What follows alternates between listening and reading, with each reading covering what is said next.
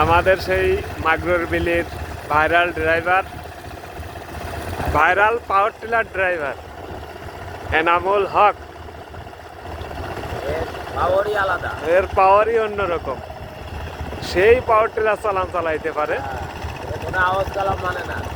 সকাল থেকে সন্ধ্যা পর্যন্ত কালকে 20 পাখি জমি টানছে। আমাদের এখানে 20% এক পাখি, 20 পাখি জমি টানছে, সবই পাট বোনা জমি এই কাদার ভিতরে।